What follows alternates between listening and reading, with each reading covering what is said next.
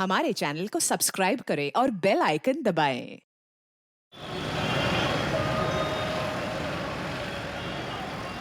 हमें एक 1 room kitchen किराए पर चाहिए। हाँ भाई, पर आप लोग हैं कौन? नाम पता, कहाँ से आए हैं, करते क्या हैं? हम भोपाल से आए। अगले महीने से मेरी जॉब शुरू हो रही। मेरा नाम राशिद पठान है और ये मेरी बीवी है। शबनम पठान। देखिए, सबसे ज़रूरी है मैरिज सर्टिफिकेट। वो है ना आपके पास? निकाह किया है तो सर्टिफिकेट तो होगा ही ना। आप पहले हमें घर दिखा सकते हैं? આભાનગર પોલીસ સ્ટેશન સાંજટ નાકાના જંગલમાં એક બળી ગયેલ બોડી જોવામાં આવી છે. તત્કાળ ત્યાં પહોંચો. સંદેશ મળી ગયો. અમારી ટીમ સાંજટ નાકા જવા માટે રવાના થઈ ગઈ છે.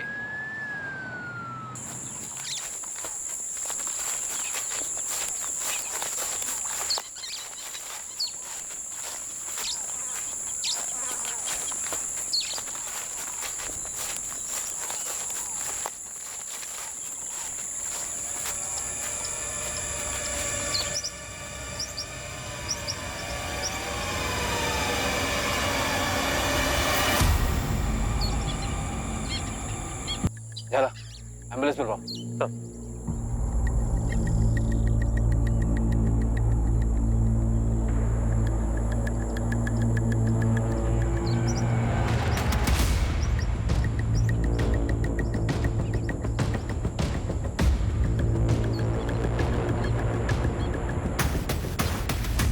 सर, आसपास तो कोई सुराग नहीं मिला। बॉडी पर भी कोई आइडेंटिफिकेशन नहीं है। और सर, जिस गांव वाले ने बॉडी को स्पॉट किया उसने भी किसी को आता जाता नहीं देखा सर। लाश को इसी बोरी में लपेट कर लाए होंगे और यहीं जलाया होगा, और काफी जलने के बाद इसी बोरी से आग बुझाई भी होगी। हो सकता है सर, क्योंकि बॉडी पर काफी स्ट्रॉन्ग कैरोसिन की स्मेल है। बलदेव, जवान औरतों की मिसिंग रिपोर्ट चेक करनी होगी। दोषी है डबल मर्डर है। प्रेग्नेंट थी? 4 महीने का फीटस था। शायद बच्चे को मारने के लिए इस औरत को भी मार डाला गया। काफी यंग औरत, लड़की कहना सही होगा। एज 18 से 23 के बीच की। 18 से 23 का रेंज काफी बड़ा होता है डॉक्टर। फेस के साथ बॉडी भी पूरी तरह से जली हुई है। ऐसी हालत में एक्चुअल एज बताने के लिए थोड़ा टाइम लगेगा। वैसे आपके पास बाकी डायमेंशंस हैं। Height 5 feet 5 inches, weight 55-56 kgs और ब्लड ग्रुप O पॉजिटिव। मौत का कारण? विक्टिम को गला घोंटकर मारा गया है। सर, 4 महीने पहले हिम्मतनगर से एक लड़की गायब हुई थी। उसकी फोटोज और डिटेल आई थी। ये इस जंगल वाली लाश के साथ मैच कर रही है सर। नाम मानसी पटेल, उम्र 20 साल, height 5.2, weight 51 KG, blood group O positive. लगभग एग्जैक्ट मैच है। बस वो जंगल वाली लड़की प्रेग्नेंट थी। सर, लड़की के घर वालों ने शिकायत दर्ज करवाई है कि इस लड़के ने इस लड़की को भगाया। फैज खान से। मेरा नाम राशिद पठान है और ये मेरी बीवी है। शबनम पठान। 20 वर्षीय मानसी पटेल और 25 वर्षीय फैज खान जब 4 महीने पहले गायब हुए थे, तब दोनों के हताश घर वालों ने जबरदस्ती भागने के आरोप प्रत्यारोप लगाए थे। लेकिन तब ना तो उन्हें पता था और ना ही इन्वेस्टिगेशन टीम को कि इस केस की हकीकत क्या थी और आने वाले दिनों में यह केस कितना घुमावदार साबित होने वाला था। साहब, ये कहाँ लिखा है कि सिर्फ लड़का ही लड़की को भगाता है? अरे आजकल की लड़कियां कुछ कम है क्या? सर, इस औरत को बोलिए मेरी बेटी पर उंगली ना उठाए। इस औरत का क्या मतलब? तमीज से बात करो, समझे? इनका लड़का परेशान करता था हमारी मानसी को। जरूर इन लोगों ने कुछ खिला पिला दिया होगा मेरी बेटी को। इन लोगों ने का क्या मतलब है? हमें कोई ऐसा समझ रखा है, अपनी लड़की तो संभाली नहीं जाती है। एक मिनट, जो बजाइए आप लोग, कोई कुछ नहीं बोलेगा। पुलिस स्टेशन है ये। तो बोल, इधर आओ। इनको एसआई अपनी के पास लेकर जाओ। आप लोग इनके साथ जाइए और रिपोर्ट लिखवाइए। और अब आप बोलिए। अब मैंने बताया ना, मेरा बेटा फैजल बहुत सीधा है। उसका अपना गैराज है, ऑटोमोबाइल का कोर्स किया उसने, सब अच्छा चल रहा था। इसकी बेटी ने उसे लपेटे में ले लिया है, फांस लिया है उसे। बड़ी मुश्किल से हमने उस लफंगे को अपनी बेटी मानसी से दूर किया है। हम तो अपनी बेटी की ग्रेजुएशन पूरी होने का इंतजार कर रहे हैं ताकि उसकी शादी कर सके। हमारी अपनी बिरादरी। देखिए, वो लड़की हमें घर में चाहिए ही नहीं, और ना ही चाहिए उस बिरादरी की चिट्ठी। साहब, आप लोग तुरंत इस पे एक्शन लीजिए, वरना मामला सांप्रदायिक बनाकर दोनों तरफ के ठेकेदार इस पर कूद पड़ेंगे। देखिए मैडम, दंगे वंगे छिड़ जाएंगे, जो हम बिल्कुल नहीं चाहते हैं। हमें तो बस हमारी बेटी सही सलामत लौटा दीजिए। शांति बनाए रखिए, हम मानसी को ढूंढ लेंगे और पक्का ढूंढ लेंगे। आपके पास उसकी कोई तस्वीर है? साहिल, भाई की तस्वीर होगी ना तेरे मोबाइल पर? दिखा इन्हें। हाँ, दिखा दो।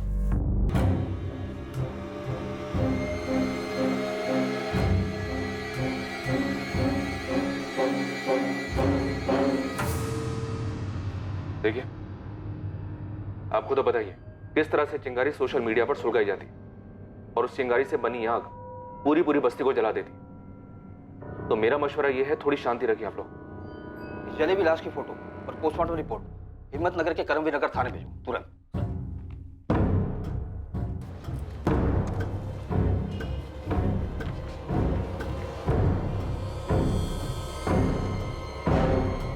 लड़की 4 महीने प्रेग्नेंट थी, अब बवाल होगा।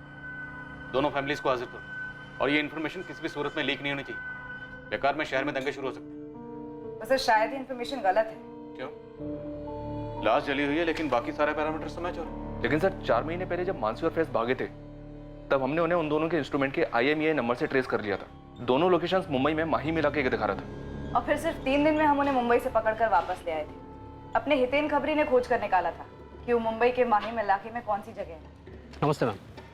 माहिम का एक स्टेट एजेंट है बिलाल करके, उसका नंबर और पता है। राजू करके एक मेरा मुंबई का पंडर है, उसको बिलाल बोला था कि उसने फ्लैट तो दे दिया था लेकिन उनके डॉक्यूमेंट्स फर्जी लग रहे थे। शाबाश हितेन, अच्छा काम किया। मैं उसी रात की ट्रेन से मुंबई पहुंचा और मुंबई पहुंचते ही सबसे पहले बिलाल एस्टेट एजेंट के ऑफिस पहुंचा।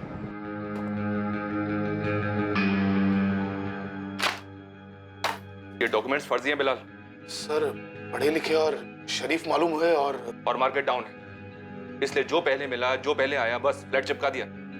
ये राशिद पठान दरअसल फैज खान है हमारे हिम्मतनगर का, और ये मानसी पटेल है।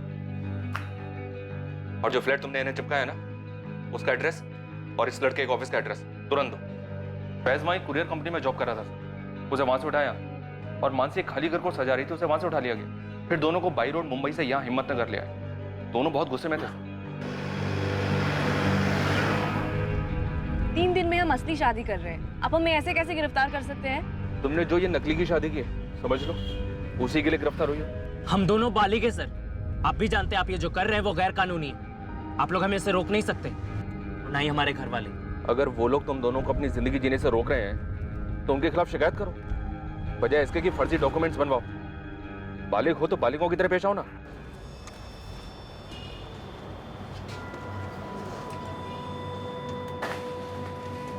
राम जी, सविता जी, अगर आप लोगों ने दोबारा ऐसी कंप्लेन की तो हम कोई एक्शन नहीं लेंगे। लड़की आपकी बालिग है और हमसे 1000 बार कह चुकी है कि वो अपनी मर्जी से फैज के साथ गई थी। इसे ये सब बोलने के लिए मजबूर किया जा रहा है। मुझे किसी ने मजबूर नहीं किया है। तू चुप रहे, मुंह बंद रख।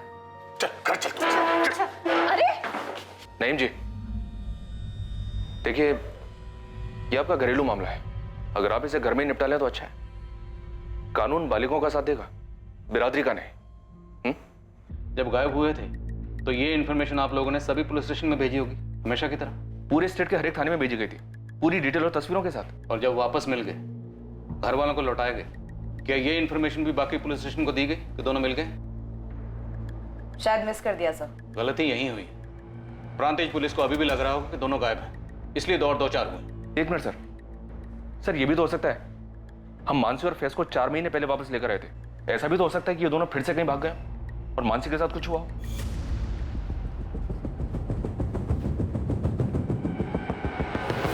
पुलिस को अब एक चौंकाने वाली खबर मिलने वाली थी और मानसी पटेल मर्डर केस की तहकीकात एक भवंडर में भंवर का अनुभव देने वाली थी।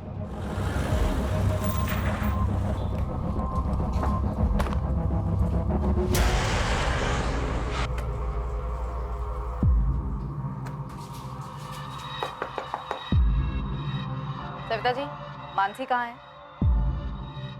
दास जी, मैं कुछ पूछ रहा हूँ आपसे। मुझे नहीं पता फैज कहाँ है। 4 दिन हो गए उसे भागे हुए। फिर से वो कमीना उसे भगा के ले गया, वही फैज।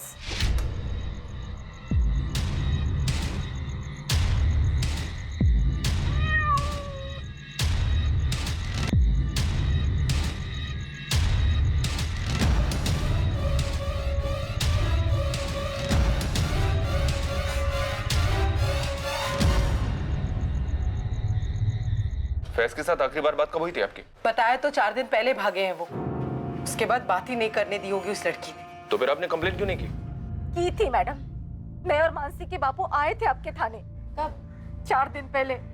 सुबह मानसी गायब हुई थी और दोपहर में हम लोग आए थे। आप लोग उठिए और जाइए यहाँ से। पहले आप हमारी शिकायत तो दर्ज कीजिए। वो फैज खान फिर हमारी बेटी मानसी को भगा कर ले गए। आप लोगों को पिछली बार बोला गया था कि वो दोनों बालिग हैं, हम उनके निजी मामले में दखल नहीं दे सकते। अब आपकी शिकायत दर्ज नहीं होगी, बिना नाटक के जाइए यहाँ से। हम एक बार मैडम से मिलने तो दीजिए। वो नहीं मिल सकती, बोला जाइए आप दोनों। आप राम जी को लेकर कल सुबह हिम्मतनगर सिविल हॉस्पिटल में आ जाइए। हॉस्पिटल? क्यों? प्रांतिज पुलिस को एक लाश मिली है। हाइट, बॉडी, ब्लड ग्रुप, उम्र सब कुछ मानसी से मिलता है। कत्ल के वक्त वो 4 महीने प्रेग्नेंट थी।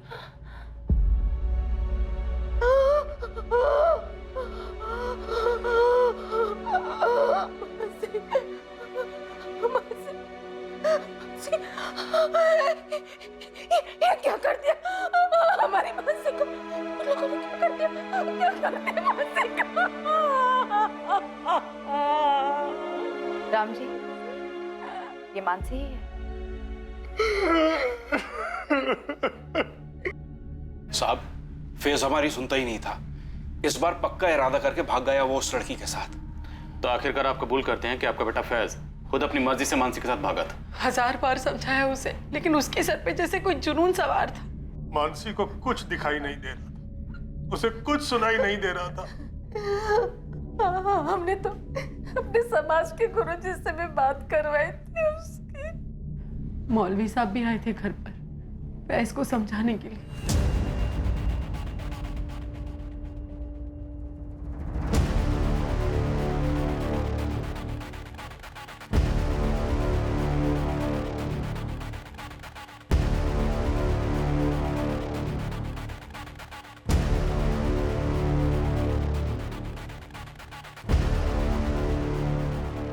बरादरी का तो छोड़िए, माँ बाप का भी ख्याल नहीं किया और पीछे अपना ये मोबाइल छोड़ गया था। साहिल, इसका पासवर्ड मालूम है? जी नहीं पता सर। एफएसएल भेज देता हूँ सर, पासवर्ड क्रैक करने के लिए। बोलो अर्जेंट सर। साहब, इन दोनों के बारे में कुछ पता चला आपको? मर्डर हुआ है मानसी का। क्या? ये क्या कह रहे हैं आप? और कत्ल के वक्त लड़की 4 महीने प्रेग्नेंट थी। फैज के अलावा किसी और पर शक? कोई दूसरा बॉयफ्रेंड रहा हो? और कोई नहीं था। बिरादरी में से किसी को कुछ पता चला हो और गुस्से में कुछ कर दिया हो बिरादरी की इज्जत के खातिर? क्यों राम जी? जी नहीं मैडम, इस फैज को फांसी नहीं, इसको जिंदा जला देना चाहिए। क्या बोल रहे हैं आप? मेरा बेटा किसी का खून नहीं कर सकता। सब गलती की है मेरे बेटे ने, लेकिन वो उससे बहुत प्यार करता था। और अगर इस तरह मार ही डालना होता तो 3 बार उसके साथ भागता नहीं वो। क्या 3 बार? इसके पहले तो मुंबई भागे थे ना, जब वापस लेकर आए थे हमारे। उसके पहले भी कहीं भागे थे?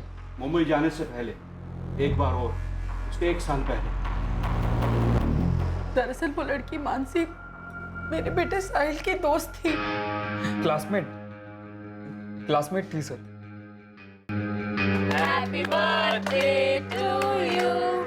Happy birthday to you. Happy birthday to you. Happy birthday dear Sahil. Happy birthday. अरे पहली बाइट फैमिली को।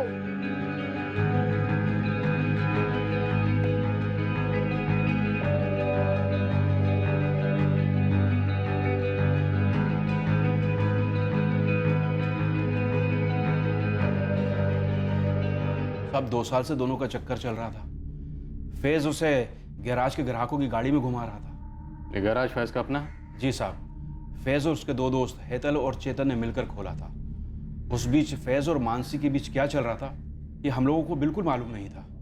इस चक्कर के बारे में तो साहिल को भी कुछ नहीं पता था। जी नहीं मालूम था सर। पहली बार साहब जब फैज रात को देर से आया तो हम लोग बहुत परेशान हो गए थे। रात भर ढूंढा हमने उसे, पर वो कहीं भी नहीं मिली। हम पुलिस के पास जाने के लिए निकल ही रहे थे कि मानसी वापस आ गई।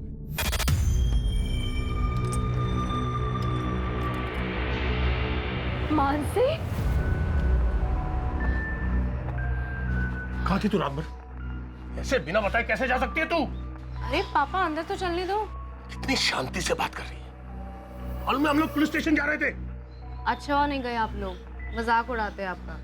लेकिन कहाँ थे बेटा तू रात भर? एक फोन तो कर देती ना। अरे मेरे फ़ोन की बैटरी ऑफ हो गई थी, चार्जर नहीं था इसलिए कॉल नहीं कर पाया। तो किसी और के फोन से फोन कर लेते ना भाई। किसी ने पूछा तुझसे? चल अंदर जाओ, सो जा। अरे बेटा तू था कहाँ? यहाँ हम सब, मेरा मतलब है मेरे दिल को कुछ हो जाता तो? तौबा अब्बू, कुछ भी ना बोली। अरे मेरा एक दोस्त है अब्दुल, आप उसे नहीं जानते, तो एकदम से अहमदाबाद ले गया मुझे। उसकी कोर्ट मैरिज थी ना, तो गवाही देने गया था। गवाही देने? कोर्ट में? क्यों? कोई दूसरे कौम की लड़की थी? रश्मि नाम है मेरे फ्रेंड का, रश्मि शर्मा। शादी कर रही थी वो अब्दुल शेख के साथ। तू ही मिली थी उसे गवाह बनाने के लिए? अरे पापा, वो मेरी बहुत अच्छी फ्रेंड है कंप्यूटर क्लासेस से। देख मानसी, ये तेरी पहली गलती थी, इसलिए हम लोग तुझे माफ कर देते हैं। पर एक बात तो अच्छी तरह से समझ ले, अगर ऐसा काम यदि अपनी बेटी भी करती ना और कोई लड़की उसकी गवाह बनती किसी और धर्म के लड़के के साथ में शादी करने के लिए, तो मैं अपनी बेटी और वो लड़की दोनों की खाल खींच लेती। समझे तू? समझा आपकी बात, बट ये अब्दुल कोई गैर कानूनी काम नहीं कर रहा है, तभी तो कोर्ट मैरिज कर रहा है। बाकायदा मियाँ बीवी अपना अपना मजहब मानेंगे। आपको डरने की कोई जरूरत नहीं, मैंने कुछ गलत नहीं किया, और ना ही रश्मि और अब्दुल ने। फैज,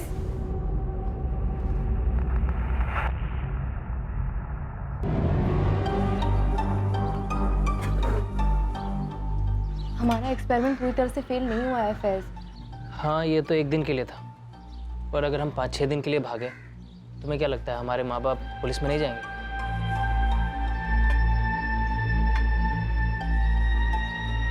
मुझे तो लगता है कि हम डायरेक्ट बता ही देते हैं, मम्मी पापा ये फैज है, फैज खान, मैं इसे लव करती हूँ और हम शादी कर रहे हैं, बस फिर स्टोरी खत्म। चुप, स्टोरी शुरू होने से पहले ही ख़त्म हो जाएगी। तो फिर और क्या करें? एक काम करते हैं, एक बार फिर से बात देखते हैं, मेरे अम्मी अब्बू और तुम्हारे मम्मी पापा पीछे पड़ते हैं। डन। अभी? और जब दूसरी बार भागे तो आप ही लोग 3 दिन में मुंबई से उन्हें ढूंढकर वापस ले आए थे। सब कुछ ठीक ही था, हमें लगा दोनों एक दूसरे को भूल गए, और फिर 4 दिन पहले फिर भाग गए। मैंने इससे कहा कि हम पुलिस में गए तो बदनामी हमारी होगी। आखिर लड़की को लेकर हमारा लड़का ही भागा है ना। साहब, मेरा बेटा उस लड़की से बहुत प्यार करता था। जिस लड़की की बात आप कर रही हैं, कत्ल हो चुका उसका। कत्ल के वक्त लड़की 4 महीने प्रेग्नेंट थी। कैसा प्यार था ये? साहब, मैं आपसे कह रही हूँ, वैसे उस लड़की का क्या किसी का कत्ल नहीं कर सकता है। तो फिर मानसी को कौन मार सकता है? आपकी बिरादरी में या खानदान में ऐसा कोई है जो इन दोनों के इस रिश्ते को जानता है और जो इसके सख्त खिलाफ है?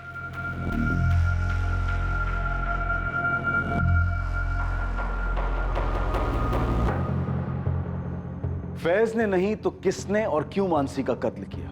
इसका जवाब फैज ही दे सकता था, जिसके लिए पुलिस ने मैनहंट जारी कर दिया।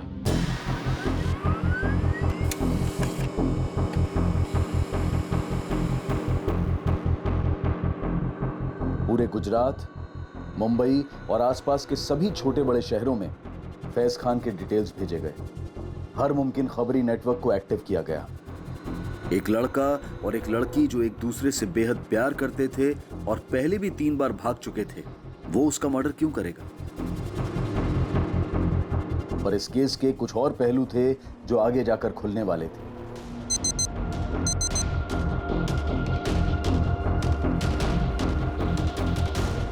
कुछ और खिलाड़ी थे जिनका किरदार उभर कर आना बाकी था।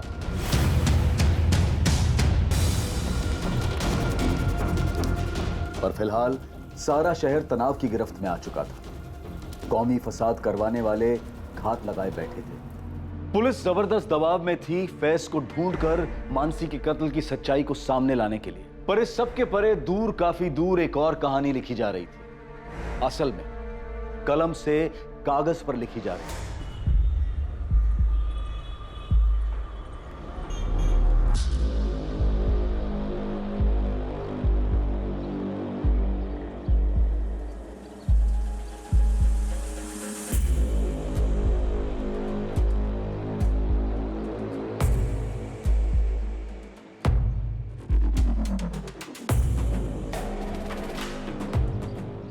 बब्बन, काम ठीक से समझ गए हो ना?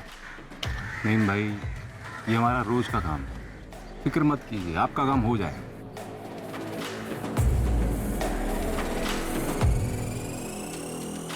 लखन, किसी को कानो कान खबर नहीं होनी चाहिए, और पुलिस को तो बिल्कुल भी नहीं।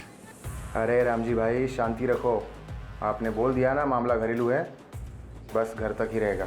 अब ये घरेलू मामला नहीं रहा साहिल, मानसी का मर्डर हुआ और मर्डर के वक्त वो 4 महीने की प्रेग्नेंट थी, तुम्हारे भाई की गर्लफ्रेंड थी, दोस्त तो तुम्हारी भी थी। सर मैं सच कह रहा हूँ, मुझे कुछ नहीं पता। साहिल, तुम 4 महीने पहले में काफी नर्वस दिखाई दे रहे थे, हालत तो अभी भी पतली है तुम्हारी। बोलो क्या छुपा रहे हो? अरे बोलो, डरो मत, बोलो। सर मैं सच ही कह रहा हूँ, मैं बचपन से ही नर्वस हूँ सर, आप चाहे तो किसी से भी पूछ लीजिए। तुम्हें क्या लगता है मर्डर फैज ने किया? मानसी तुम्हारे भाई फैज की गर्लफ्रेंड थी, जब प्रेग्नेंट हुई तो मार डाला उसने। नहीं नहीं सर, मुझे नहीं लगता भैया ऐसा कुछ भी कर सकते। तुम्हारे कॉल रिकॉर्ड्स आजकल में आने वाले हैं, अगर हमें पता चला कि तुमने कुछ झूठ बोला है या हमसे कुछ छुपाया है तो बॉस तुम्हारे भाई की कुटाई बाद में होगी, उसका ट्रेलर पहले तुम देखो। अपने दोस्त फैज को बचाने की कोशिश भी मत करना। सच कह रही हूँ, चेतन और हेतल तुम्हारे नटबोल्ट खोले जाएंगे। मैडम हम खुद परेशान हैं कि फैज कहाँ है और क्या हुआ है उसके साथ में। मैडम हम पूरे दावे से कह सकते हैं कि फैज ने मानसी का मर्डर नहीं किया है। हमें लगता है कि जात पात के चक्कर में उसका भी किसी ने मर्डर कर दिया है। तो कौन है, नाम लो। डरो मत, हम हैं। किसी का नाम नहीं ले सकते हम, क्योंकि हमें सच में मालूम नहीं है। मालूम नहीं है या डरे हुए हो? डरना है तो हमसे डरो, और जब फैज कांटेक्ट करे तो उसे बता देना कि मासूम है तो बाल भी बांका नहीं होगा, और अगर उसने कुछ किया है तो छुप ले जब तक छुप सकता है, ढूंढ तो हम उसे लेंगे।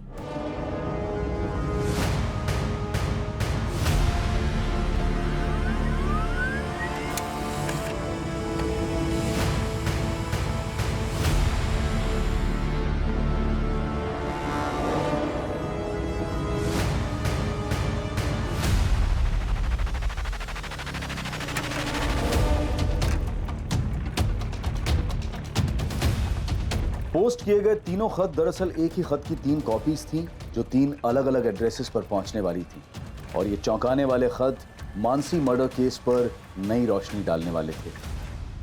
सर, फैज के भाई साहिल खान और उसके गराज के पार्टनर्स चेतन पंड्या और हेतल देसाई के फोन रिकॉर्ड स्कैन किए, कुछ शक करने जैसा तो नहीं निकला है। भाई साहिल खान पे स्पॉट डालना होगा, वो जिस तरह से नर्वस रहता है उसकी बॉडी लैंग्वेज से लगता है कि फैज खान के बारे में पक्का कुछ जानता है। और ये एक लेटर है आपके नाम। आज के जमाने में लेटर कौन भेजता है? किसने भेजा? फैज खान?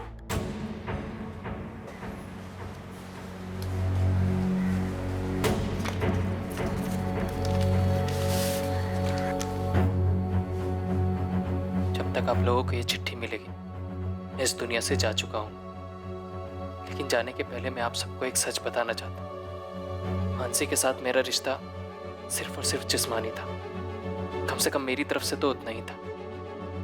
1 साल पहले जब हम अहमदाबाद गए थे तब कोई रश्मि और अब्दुल की कोर्ट मैरिज नहीं थी, बस हम दोनों पूरा दिन और रात एक लॉज में थे। मुंबई में भी हम वही करते रहे जिसके लिए हम घर से भागे थे, पर जब पुलिस ने हमें पकड़कर वापस लाया और सभी बड़ों ने मुझे समझाया तब मैंने सोच लिया था कि अब मुझे मानसी से ब्रेक ऑफ करना है।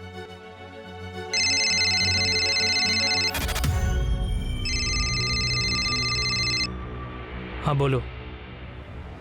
लेकिन मानसी ने मुझ पर एक बॉम्ब डाल दिया। ऐसा कैसे हो सकता है? तुमने तो कहा था सेफ है। तो हो गया तो मैं क्या कर सकती हूँ? अब हमें शादी करनी होगी फैज, हम अहमदाबाद चले जाते, कोर्ट मैरिज कर लेते कल ही। शादी कोई इंस्टेंट कॉफी नहीं है कि बस कर ली। उस दिन लॉज रूम में तुमने ये सब नहीं सोचा था? जो भी हुआ वो हम दोनों की मर्जी से हुआ। मैंने कोई जोर जबरदस्ती नहीं की थी तुम पे। तो शादी करना तुम्हारी मर्जी नहीं है? इतना सब कुछ हो गया और सब बड़ों ने भी समझाया। मानसी, मुझे लगता है हम दोनों की भलाई इसी में है कि हम अब अलग हो जाएं। देखो तुम इस बच्चे को अबॉर्ट कर दो, जो भी खर्चा आएगा मैं पे करूंगा। फैज, या तो कल सुबह तुम अहमदाबाद में मुझसे शादी करोगे या फिर कल सुबह मैं पुलिस में जाके तुम पे किडनैपिंग और रेप का केस ठोक दूंगी, समझे? फिर देखो कैसे पे करोगे। मानसी, पिछले 2 बार की तरह मैं आज रात को भी 3 बजे निकलूंगी, तुम मुझे हाईवे पे मिलना, और अभी इसी वक्त अहमदाबाद के किसी लॉयर को हमारी शादी के लिए अरेंज कर लेना, वरना तुम बहुत पछताओगे फैज।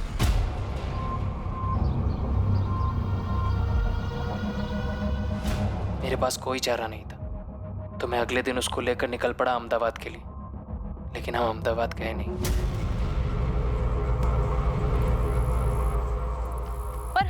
प्रांतिज में क्यों रुकेंगे और इस सड़ियल घर में क्यों? क्योंकि मेरी माँ वहाँ अहमदाबाद में पुलिस हमें ढूंढ रही होगी। पर हमारी शादी हो जाए फिर वो तो क्या, उनका बाप भी हमें नहीं टच कर सकता। मैंने उससे झूठ बोला उसका भरोसा जीतने के लिए, ताकि मैं अपना मकसद पूरा कर सकूं।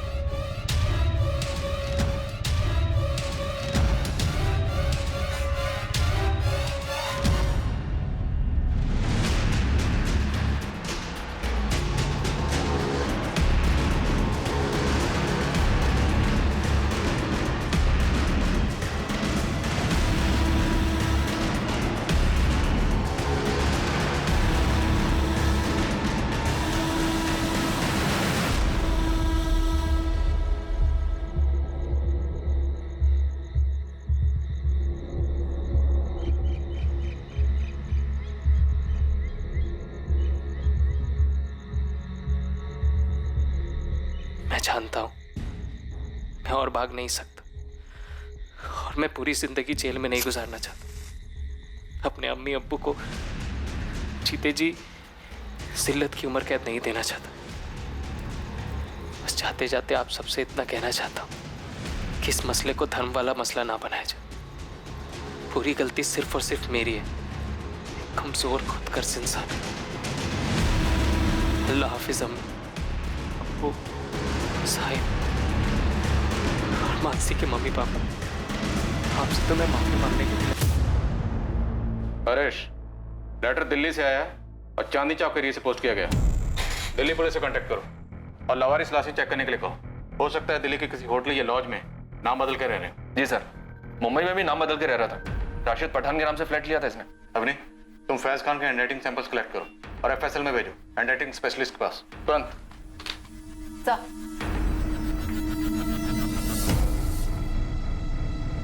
अब तो पुलिस को भी कोई शक नहीं होना चाहिए कि हमारी मानसी को इस फैज ने ही मार डाला। मैं तो शुरू से ही कह रहा था कि लड़का गलत है, गलत है।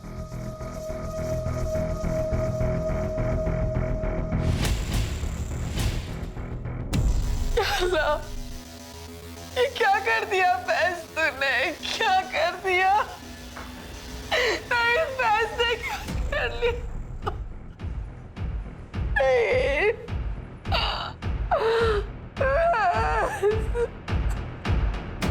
इस केस की कई परतें खुलने लगी थी और कुछ परतें उस लेटर में थी जिसका वेरिफिकेशन फॉरेंसिक लैब करने वाली थी।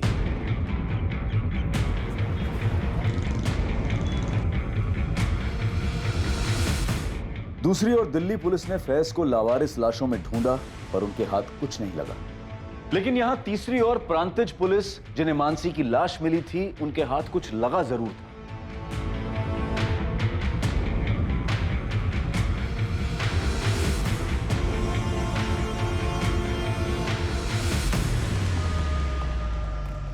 सर, ये जंगल के बाहर का सीसीटीवी है जहां से उस रात को ये गाड़ी गुजरी, और यहीं से लगभग 1 किलोमीटर अंदर हमें मानसी की जली हुई लाश मिली थी।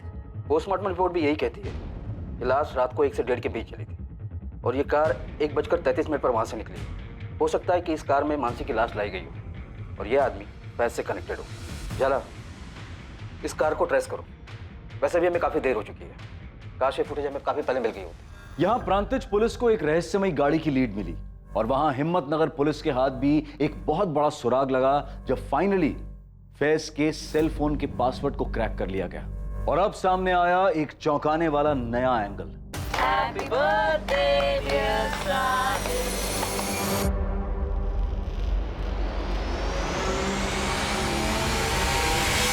सर, मुझे यहाँ पे क्यों बुलवाया गया है? तुम्हें हमने नहीं, फैज ने बुलाया। फैज ने? हाँ शालू, हमने फैज के फोन का पासवर्ड क्रैक किया। उसमें से हमें ऐसी बहुत सी चीजें मिली जो तुम्हें मालूम थी, पर तुम तो सामने आई नहीं बताने के लिए। लेकिन फिर भी ये सामने आ गया। तुम्हारे और फैज के बीच में एक्सचेंज हुए मैसेजेस, रोजाना मैसेजिंग होती थी और ढेरों कॉल्स भी। हाँ सर, पर हमारे पीछे ऐसा कुछ नहीं था। मेरा मतलब फैज की तरफ से ऐसा कुछ नहीं था। तो तुम्हारी तरफ से था शालू? हाँ मैम, मैं फैज को लाइक करती थी और वो सिर्फ मानसी को ही लाइक करता था। वो तुम्हारे मैसेजेस से जाहिर होता है, पर फिर भी वो तुमसे सब कुछ शेयर करता था। तो वो सिर्फ एक दोस्त के नाते करता था। फैज ने तुम्हें एक मैसेज भेजा था जिसमें उसने लिखा है कि मेरे और मानसी के रिलेशनशिप को सबसे बड़ा खतरा हमारे पेरेंट्स से तो है ही, लेकिन एक और खतरा है, और वो है मेरे छोटे भाई साहिल से। तो क्या वाकई उनके रिलेशन को साहिल से खतरा था? हाँ, मुझे फैज ने बताया था।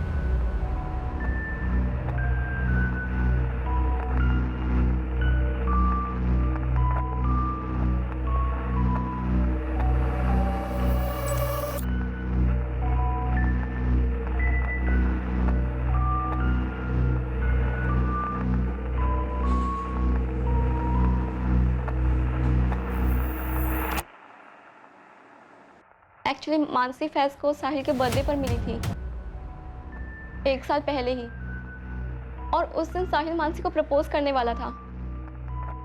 वो पागल हो गया था उसके पीछे 11th स्टैंडर्ड से, 2 साल से ही। सो कैसा लगा केक बर्थडे बॉय? बहुत ही अच्छा। अच्छा सुन, तूने अपने हैंडसम से फैज भाई को बुलाया क्या? हाँ। अच्छा वो मानसी आ रही है ना? अरे यार, कब तक ऐसे शाय फील करता रहेगा? आज तो बोल दे उसको तेरा बर्थडे है।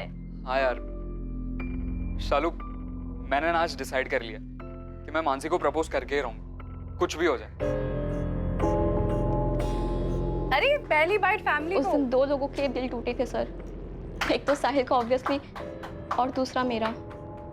तो इस बात की तगड़ी पॉसिबिलिटी है कि साहिल ने फैज और मानसी को मारा होगा, और वो लेटर्स भी उसी ने पोस्ट किए होंगे। क्या बात कर रहे हैं सर?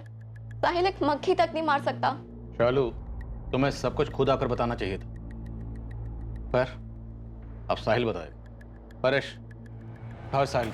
सर मेरी बात सुनिए सर, साहिल ऐसा नहीं कर सकता सर, मेरी बात समझिए तो सी, वो नहीं करेगा ऐसा।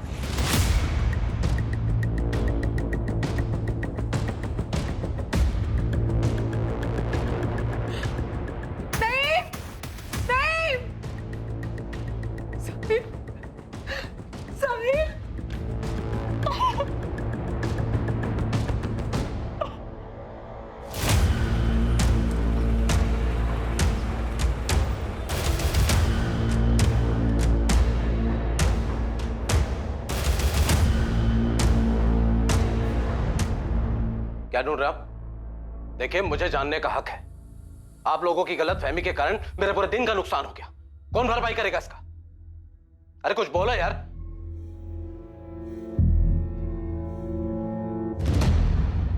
क्या है ये? रात में मेरी गाड़ी बस रास्ते से गुजर रही है, और क्या? ये उस रात की फुटेज है जब जंगल में एक औरत की लाश ठिकाने लगाई गई थी। तो मैंने ठिकाने लगाई। तुम्हारी गाड़ी गुजरी जंगल से, शॉर्टकट रास्ता है। मेरे अलावा वहां से हजारों लाखों गाड़ियां गुजरती है, और गुजरती भी रहेंगी। उस रात तुम क्या कर रहे थे वहां पर? रंजीत में मेरी बेटी का घर है, नादी का जन्मदिन था, हिम्मतनगर से वापस आ रहा था, और आप यहां पर बैठकर लाश वाश की बात कर रहे हैं। सर गाड़ी में कुछ नहीं मिला सर। ठीक है, तुम जा सकते हो। खाली पीले टाइम खोटी करके रख दिया है। बेकार में कुछ ज्यादा नहीं चिल्ला रहा था ये? चोर की दाढ़ी में तिनका। सर इस अरविंद पारी के पीछे खबरी लगा देता। साहिल कहाँ है? साहब हम बोल तो रहे हैं, हमें नहीं मालूम। नहीं, तुम्हें अल्लाह का वास्ता, हम एक बेटा खो चुके हैं, दूसरा नहीं खोना चाहते। लेटर इन्हें दे दो, दे दो।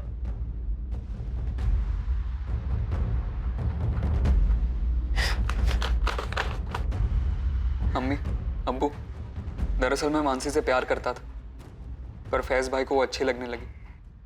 मुझे इस बात से बहुत तकलीफ थी। मुझे पता चला था कि मानसी भी घर से गायब थी। ठीक तभी जब फैज भैया गायब हुए थे, मैंने 2 और 2 साथ में जोड़ लिया कि भाई और मानसी साथ में ही गायब हुए होंगे। और मैंने भाई से पूछा, कल दिन भर और रात भर आप मानसी के साथ थे ना? हाँ, तो अम्मी अब्बू को बोलेगा, चुगली करेगा मेरी? मानसी मेरी गर्लफ्रेंड है, तुझे प्रॉब्लम है इससे? हाँ है प्रॉब्लम, क्योंकि मैं भी लाइक करता हूँ उसे 2 साल से। अबे ढक्कन, पहले क्यों नहीं बताया? आपको सब पता था भाई, मैं दिन भर उसके बारे में बातें करता था। मेरे बर्थडे पे भी पहला केक मैंने उसे खिलाया था। आपको सब पता था भाई।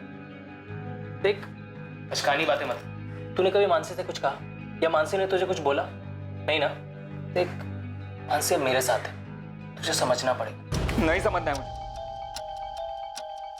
देखो भाई, अगर आपने मानसी के साथ कुछ भी गलत किया ना तो मैं मार डालूंगा आपको और फिर खुद को। इसमें हम क्या कर सकते हैं सर? फैज ने मारा हो या साहिल ने मारा हो, इनके पूरे खानदान को जेल में डाल दीजिए सर। जिसने भी मारा है हमारी बेटी को, हमें सिर्फ इंसाफ चाहिए। साहब हमें तो लगता है दाल में अभी भी कुछ काला है। मेरे दोनों बेटे, नहीं, हमारी परवरिश इतनी गलत नहीं हो सकती। देखिए फिलहाल तो यही लगता है कि फैज ने मारा और उसने मारने के बाद चिट्ठियां भिजवाई। अब खुद फरार हो गए। दिल्ली में फैज की लाश नहीं मिली, या फिर हो सकता है कि साहिल ने मारा और वो चिट्ठियां किसी और से भिजवाई उसने। लेकिन वो दिल्ली गया ही नहीं। किसी और से भिजवाई हो, चिट्ठियां भिजवाना मुश्किल नहीं। सर, फोरेंसिक लैब से फोन आया था। हैंडराइटिंग एक्सपर्ट ने दोबारा चेक किया, वो हैंडराइटिंग फैज की नहीं है। अब नहीं, साहिल के लिए तुरंत रेड अलर्ट जारी करो, बच के नहीं निकलना चाहिए। साहब इस बार तगड़ी खबर लाया हूँ। नईम खान, लड़के का बाप, उसने बबन कुरैशी को पैसे दिए। मानसी को मारने के लिए? अब वो तो बबन से निकलवाओ ना आप। चल ठीक है, और कुछ? ये तो आधी खबर है साहब, और एक सुपारी गई थी। अब किसकी? रामजी पटेल, लड़की का बाप, उसने हिस्ट्री शीटर लखन पांडे को पैसे दिए। फैज की सुपारी? ये क्या खिचड़ी थे? खिचड़ी उनकी अम्मा बोलिए साहब, और आगे भी सुनिए। जैसे ये फैज का सुसाइड वाला स्टोरी निकला ना, रामजी पटेल ने तुरंत लखन पांडे को फोन करके कॉन्ट्रैक्ट कैंसिल कर दिया। मैं तो कहता हूँ साहब, नईम खान और रामजी पटेल को टटो। सर, चोर की दाढ़ी में तो वाकई बहुत बड़ा तिनका दिखा सर। कोई कनेक्शन मिला उस अरुण पारिक का? बिल्कुल सर, खबरी रामचंद को लगाया था इसके पीछे, और उसने बताया कि अरुण पारिक की बहुत ही खास दोस्त थी। सोचिए किसके साथ? फैज खान की फैमिली से? नहीं सर, मानसी पटेल के फादर रामजी पटेल के साथ।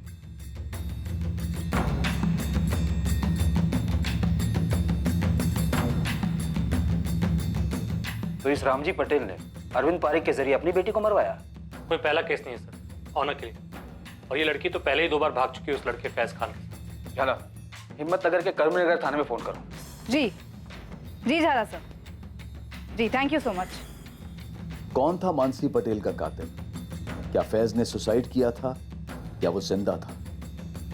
क्या मानसी के पिता रामजी पटेल ने पहले अपनी बेटी मानसी को मरवाया और फिर शायद फैज का कत्ल प्लान किया ताकि शक फैज पर आए? या फैज के पिता नईम खान का मानसी और शायद फैज की भी हत्या में हाथ था? एक तरफ आशिक साहिल खान भी पुलिस की रडार में एक तगड़ा संदिग्ध था।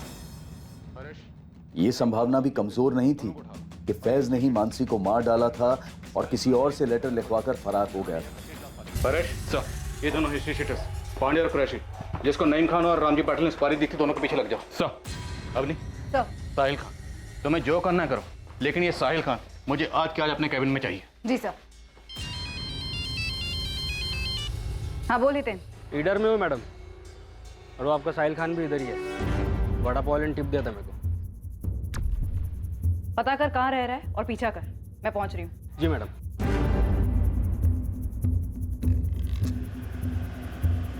कुछ तो बोलिए, क्यों उठाया है हमें?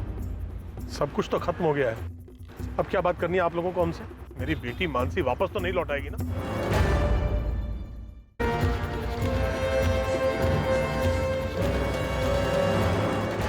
चल फटाफट शुरू हो जा, बता दे कि कैसे मारा मानसी को और फैज को भी। सर मैं सच कह रहा हूँ, मैंने मानसी को नहीं मारा, सच कह रहा हूँ सर। लेकिन मैंने भाई का और मानसी का रिश्ता तोड़ने का ट्राई जरूर किया था। जब पहली बार भाई और मानसी भागे थे और मेरा भाई से झगड़ा हुआ था, तब ना मेरे अम्मी अब्बू को पता था मानसी के बारे में और ना मानसी के माँ बाप को पता था, पर मैंने उन्हें बताया। हेलो रामजी पटेल, तुम्हारी बेटी मानसी कल दिन भर और रात भर फैज खान नाम के एक मैकेनिक के साथ थी। क्या बकवास कर रहे हो? कौन हो तुम? शुभचिंतक बोल रहा हूँ, संभाल लो मानसी को, वरना उसकी जिंदगी तो बर्बाद होगी, साथ में खून की नदियां बहेगी वो अलग। जब दूसरी बार वो लोग भागे तो मेरी जान ही निकल गई थी। सोचा वो लोग शादी वादी कर लेंगे तो, लेकिन फिर आप उन्हें वापस पकड़ कर लाए। तब मैंने सोचा कि अभी नहीं तो कभी नहीं। फिर मैं मानसी से मिला सर। मानसी, दरअसल मैं तुम्हें 2 साल से ये बात करना चाह रहा था। पर कभी हिम्मत ही नहीं कर पाया।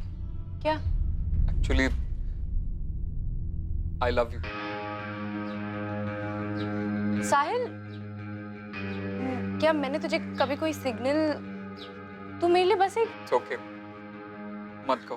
तो तुमने क्यों कहा इडियट? तुम मेरे लिए एक बहुत ही गुड और स्वीट फ्रेंड हो, और फैज के बाद उसके छोटे भाई। तो ये नॉनसेंस ना अपने दिमाग से निकाल दे। वो तो मुझसे नहीं होगा। फैज से मैं ब्रेकअप कर चुकी हूँ। हमारे बीच जो कुछ भी हुआ, अगर मैं उसे बुला सकती हूँ ना। साहिल, तुम बात ही मत करो।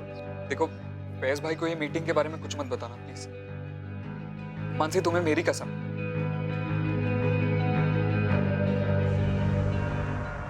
ऑब्वियसली मुझे नहीं पता था कि वो प्रेग्नेंट, और भाई के साथ ब्रेकअप करने वाली बात वो भी झूठी थी। 2 महीने बाद वो लोग तीसरी बार भागे, और फिर ये न्यूज आई।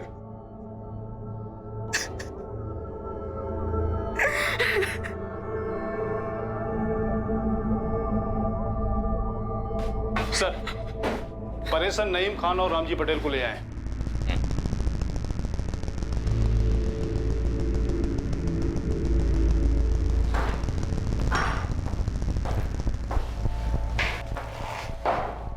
साहब, मैंने बब्बन को पैसे दिए थे, लेकिन मानसी को ढूंढने के, ताकि ये लोग मेरे फैज के साथ कुछ करना दे। मुझे भी यही डर था।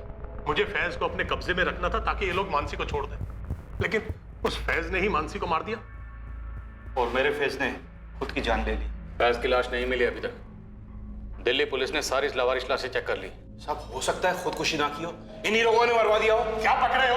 कुछ भी बोल रहे। शुरू से देख रहा हूं तुम दोनों को, बबन कुरैशी और लखन पांडे, यहीं दोनों 24 घंटे में यहीं उल्टे लटके होंगे। फिर देखता हूं तुम दोनों को क्या बोलते हो। इस केस में कुछ ऐसे खिलाड़ी थे जिनका इस केस से कोई ताल्लुक नहीं था। कुछ ऐसे लोग जो किसी अनजान चिता पर अपने मतलब की रोटी सेक रहे थे। नीलेश बारोट एक इंश्योरेंस एजेंट, मोहित मकवाना एक सरकारी डिपार्टमेंट में आर्किटेक्ट,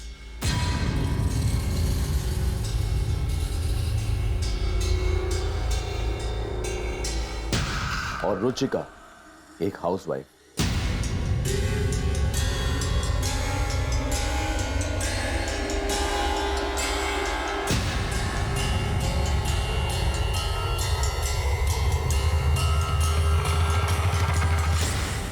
अहमदाबाद के एक इंश्योरेंस एजेंट, एक आर्किटेक्ट और एक हाउसवाइफ का हिम्मतनगर में हुई इस इंटर कम्युनिटी लव स्टोरी और भयंकर मर्डर केस के साथ क्या ताल्लुक था?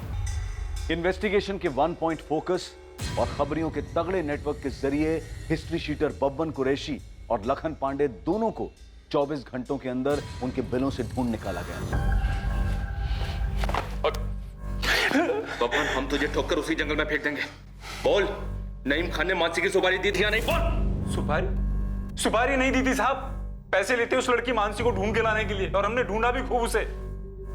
लेकिन जब उसकी लाश की खबर मिली तो मैंने नईम खान को उसके आधे पैसे भी दे दिए थे वापस। ले लीजिए, जितना ढूंढने में खर्च हुआ है उतना ही काटा नहीं। लड़की को मारा किसने कुरैशी? इस सवाल का जवाब आपके घर में है, वो बाहर ना ढूंढिए साहब। खुदा हाफिज। लखन, अगर तुम हमें फैज की खबर या उसकी लाश के बारे में नहीं बताएगा तो यहीं सड़ेगा। और याद रखना, यहां से निकलने के लिए तू एक मिनट तड़पेगा। साहब, मुझे सच में कुछ नहीं पता। साहब, वो फैज की खुदकुशी के बारे में सुनते ही रामजी भाई ने मुझे फोन किया था साहब। अरे कैसे पैसे रामजी भाई?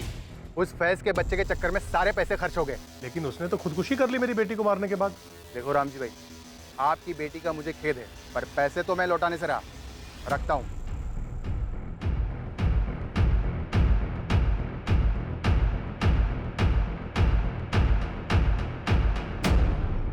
हिस्ट्री शीटर्स ने नईम और रामजी के बयानों का पुष्टिकरण किया था, पर पुलिस फिर भी उनके साथ कोई चांस नहीं ले रही थी और ना ही साहिल को क्लीन चिट दी जा रही थी।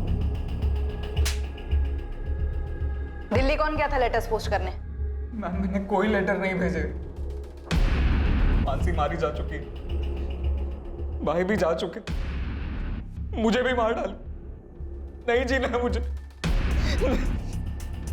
दो परिवार अपने बच्चों को खोने से तहस नहस हो चुके थे। लेकिन दूध का धुला कोई भी नहीं था। इन दो घरों की दीवारों में अविश्वास, रंजिश और नाराजगी में लिपटी कुछ सच्चाइयां अब भी रोशनी में नहीं आई थी। पर अगली सुबह इस केस से जुड़े सभी लोगों को एक ऐसा झटका दे गई जिसके बारे में किसी ने सपने में भी नहीं सोचा था।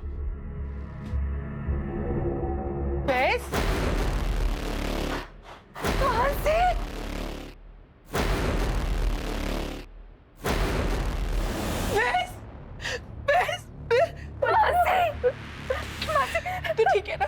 जिंदा है? तू जिंदा है? तू कहाँ चली गई थी बेटा? कहाँ चली गई थी मानसी?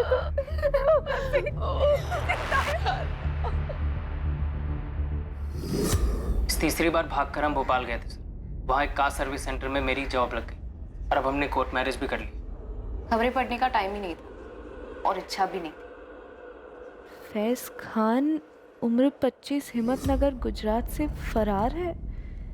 इस पर 4 महीने की प्रेग्नेंट लड़की मानसी पटेल के कत्ल का आरोप है जिसे वो भगा के ले गया था।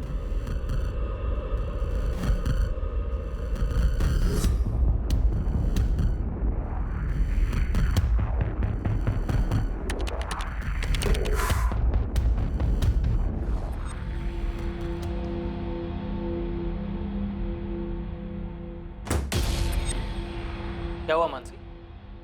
डर के मारे हम 3 दिन घर में ही बैठे रहे कैदियों की तरह, और फिर वो सेकंड झटका आया जब वो लेटर्स वाली खबर आई। सुन मानसी, मेरे नाम से लिखे गए ये सुसाइड लेटर्स फर्जी हैं, पर हम फर्जी नहीं और ना ही हमारी शादी फर्जी है।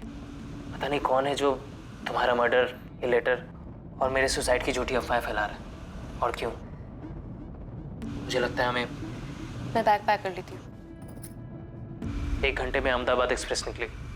अनरिजर्व तो अनरिजर्व सही, चलते और ये सारा ड्रामा खत्म करते। ये कल रात की बात थी और आज हम दोनों आपके सामने बैठे, बिल्कुल जिंदा और उतने ही प्यार में जितना 1 साल पहले थे। और अब हम शादी भी कर चुके।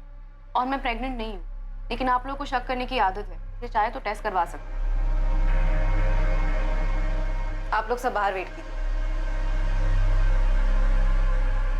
हमने डीएनए टेस्ट करवाया नहीं। रामजी पटेल ने बोला कि मानसी की बॉडी है, हमने भी मान लिया कि मानसी ही है। राम जी, ये मानसी ही है। बड़ी भूल हुई सर, डीएनए टेस्ट कराना चाहिए था। लाश के अंश बचा कर रखे हैं, केस क्लोज होने तक वो लैब में रहेंगे। शुक्र है, विक्टिम को आइडेंटिफाई करने में कुछ तो आसानी होगी। सर, इस रामजी पटेल ने और सविता पटेल ने बॉडी की शिनाख्त की थी। हो सकता है जानबूझ के की।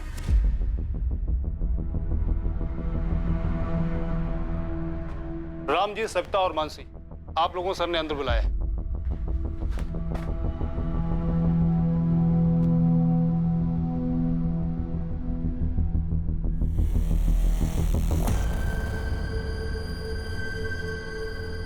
आप लोग मेरे साथ आइए। मानसी, क्या लगता है तुम, वो चिट्ठियां लिखकर फैज को कौन फंसाना चाहता हो? बाकी लोगों का मुझे नहीं पता सर, लेकिन मैं एक आदमी को जानती हूँ जो फैज को फंसाना चाहता था।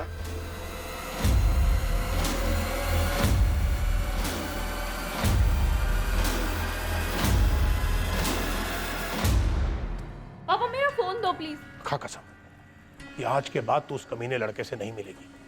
ठीक है, मैं कसम खाती हूँ मैं उससे नहीं मिलूंगी। अभी आप मेरा फोन दो प्लीज। मानसी, मुझे पता है कि तू अपनी कसम पर टिकी नहीं रहेगी। परवाह नहीं, मैंने भी कसम खाई है, लेकिन मैं अपनी कसम पर बराबर टिका रहूंगा। पूछ क्या? क्या? यही कि अगर तू फिर उस फैज के साथ भागी तो मैं उसकी जिंदगी में ऐसा झमेला करूंगा कि वो जिंदा तो रहेगा लेकिन किसी लायक नहीं रहेगा, और तो खुद ब खुद घर आ जाएगी। इसलिए उसके साय से भी दूर रहना, समझी?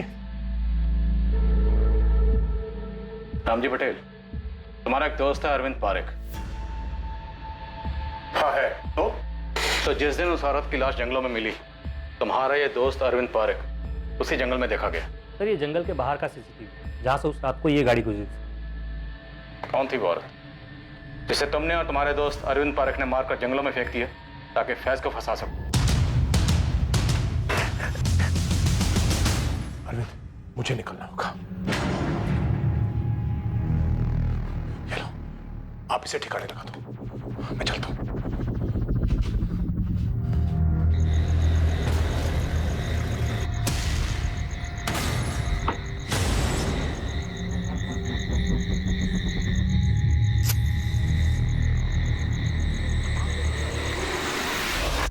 ये क्या बोले जा रहे हैं आप? मेरी बेटी ने कुछ बोल दिया तो आप कहानियां बनाए जा रहे हैं? चिट्ठियां अरविंद भेजता है दिल्ली से या उसका वहां आना जाना लगा रहता है? फैज, तुम और मानसी जब से हिम्मतनगर से निकले, कहाँ कहाँ रुके, किस किस से मिले, कौन कौन से फर्जी डॉक्यूमेंट्स बनवाए, किसके जरिए बनवाए, भोपाल में घर कैसे मिला, जॉब कैसे मिला, सब कुछ एक एक करके लिखवाया। लेकिन सर, मेरी डिटेल से उस लवारिस लाश का क्या ताल्लुक? शायद ताल्लुक है, इसलिए तो इतने सवाल कर रहे हो। तो फैज बेटा, जो साहब बोल रहे हैं वो लिख दे ना। साहब, अब हमें जाने दीजिए। अब ये तो कोर्ट तय करेगा। ये आप लोग कहाँ जाओगे? घर जाओगे या जेल जाओगे? साहब, कुरैशी भी बोल चुका है कि सुपारी नहीं थी। बोलने का क्या है नईम खान? बोलने को तो फैज ने भी कहा था ना तुमसे कि वो अहमदाबाद की किसी शादी में गवाह बना था। साहिल ने हमसे बोला था कि मानसी उसकी सिर्फ क्लासमेट है। मैं भी तो बोल सकता हूँ कि कुरैशी ने उस औरत को मानसी समझ के मार डाला। तुम तीनों ने मिलकर ये साजिश रची हो। अरे बेटा, जैन साहब तो यूं ही कुछ भी बोले जा रहे हैं। वही तो नईम खान, बोलने से बात सच नहीं होती है। सच होती है सबूतों से और गवाहों से। सबूत हम कुरेद के निकाल लेंगे और गवाह जहन्नुम से ढूंढ निकालेंगे। समझ में आया? इस अरविंद पार्क को तो हम ढूंढ ही लेंगे। इसे ढूंढेंगे, इसे तोड़ेंगे और ये बोलेगा। याद रखना, अगर हमें पता चला कि ये सब कुछ तुम्हारा किया धरा है, तुम बच नहीं पाओगे। मैंने बस एक बेवकूफी की है, जो उस लखन पांडे को पैसे दिए थे फैज को ढूंढने के लिए। इसके अलावा और क्या किया मैंने? मेरी बेटी तीसरी बार घर से भागी थी। उसकी शिकायत लेकर मैं इसी पुलिस स्टेशन में आया था, लेकिन आप लोगों ने मुझे पका दिया। और फिर उस लाश को मानसी की लाश बताया। किसने? आपने। मैंने बस मान लिया कि वो मानसी। सर जरा सोचिए, अगर अरविंद ने और मैंने उस औरत को मिलकर मारा फैज को फंसाने के लिए, तो क्या हमारी इस चाल में प्रांतिज के पुलिस वाले भी शामिल थे, जिन्होंने उस लाश को मानसी की लाश बताया? क्या आप लोग भी शामिल थे, जिन्होंने उसको मानसी बताया, ताकि मैं यहां आकर मुंडी हिला हिलाकर कहूं कि हाँ ये मानसी है, हाँ ये मानसी है? तो मैं शू बात करूं जो साहब।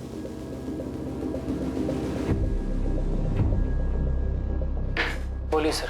फैज, मानसी, इस बात के चांसेस बहुत कम हैं कि आप दोनों में से किसी के फादर ने उस औरत को मारा या मरवाया और उसके बाद उसकी लाश को जंगल में फेंकवा दी। तो फिर किसी और ने किया होगा सर। ये किसी और, तुम दोनों तो नहीं? या फिर कहीं वो आप लोग तो नहीं? सीरियसली? नहीं, बर्थडे पार्टी में वो गेम होता था ना, पासिंग द पार्सल। लगता है बचपन में कुछ सीरियसली खेला होगा। जो तुम लोग जवानी में खेल लो, पासिंग द इल्जाम। तुम दोनों ने जिस औरत को मिलकर मार दिया, जानते थे 4 महीने की प्रेग्नेंट थी, या शायद पता भी होगा, तो तुम लोगों को इससे कुछ फर्क नहीं पड़ा होगा।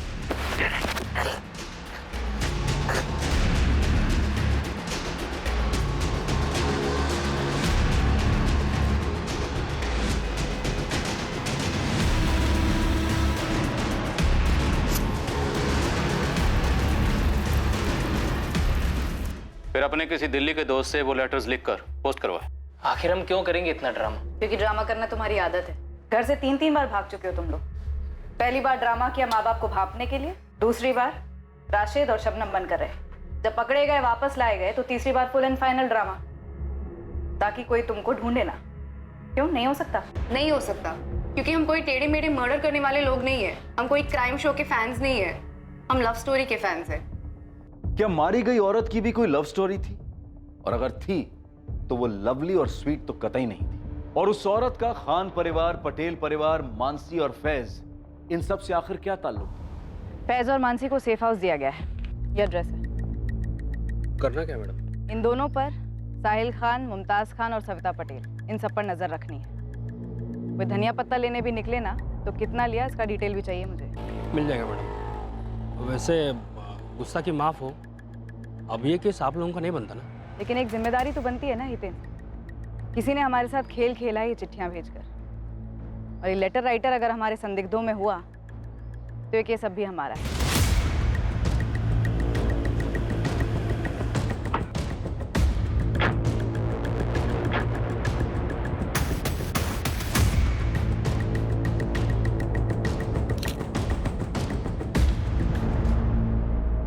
हमने इस अरविंद पारिक की हिस्ट्री निकाली, क्राइम की रात की मूवमेंट भी ट्रैक की। ये वाकई में अपनी बेटी के घर गया था, अपनी नाती के जन्मदिन पर। और सर, हमने इसके और आपके सस्पेक्ट रामजी पटेल दोनों की दोस्ती को भी खंगाला, लेकिन कुछ नहीं निकला सर। और उसकी कार में से भी ऐसा कुछ नहीं मिला जो मर्डर की तरफ इशारा करे। तो रामजी पटेल के दोस्त अरविंद पारेख का उस दिन उन्हीं जंगलों के आसपास देखा जाना महज इत्तेफाक समझे? हाँ, अगर लाश मानसी की होती तो जिस लाश को तुम लोगों ने मानसी समझा, हमने मानसी समझा, मानसी के माँ बाप ने भी मानसी समझा, वो लाश किसकी थी? जब हमें वो लाश मिली तो हमारे पास 2 मिसिंग कंप्लेन थी। एक 4 महीने पहले की मानसी पटेल मिसिंग केस, जिसे आप लोगों ने करेक्ट किया पर हमें बताना जरूर नहीं समझा, और दूसरा गांधीनगर की एक शादीशुदा औरत का, रुचिका मकवाना नाम था उसका। जब हमने वो लाश मिली उसके 2 दिन पहले गांधीनगर में उस लड़की की मिसिंग कंप्लेंट फाइल हुई।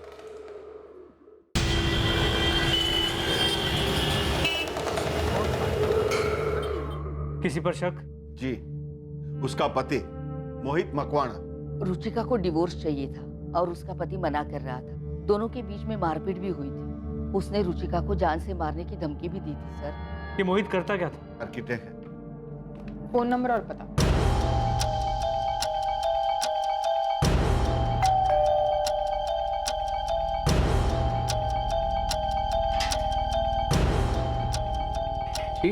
मोहित मकवाना, रुचिका मकवाना आपकी बीवी है?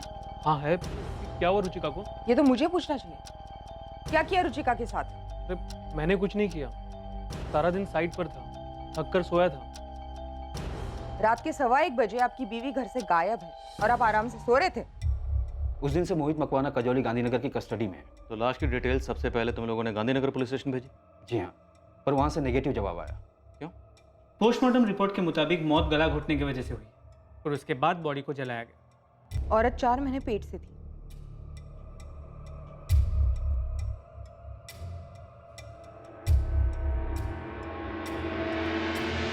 तो ये आपकी बेटी रुचिका नहीं है? हमारी रुचिका प्रेग्नेंट नहीं है सर। सर अभी शादी को 1 ही साल हुआ है। धीरज जी, रुचिका और मोहित के झगड़ों की वजह क्या थी? जी, रुचिका ने हमें कभी बताया नहीं। बीना जी आपको? वो सब अपने अंदर ही रखती थी। वैसे रुचिका की बाकी की सारी डिटेल्स मैच हुई, एज, हाइट, ब्लड ग्रुप, लेकिन रुचिका प्रेग्नेंट नहीं थी। ये जानने के बाद हमने उसे रूल आउट किया और आपकी मानसी की फाइल खोली। सर लड़की 4 महीने पहले लड़के के साथ भागी थी, तो उसके 4 महीने के प्रेग्नेंट होने की संभावना भी थी और बाकी सारी डिटेल्स भी मैच हो रही थी। तो हो सकता है वो लाश किसी तीसरी औरत की हो। हालांकि हमने उसके डीएनए संभाल के रखे हैं, पर मैच किससे करेंगे?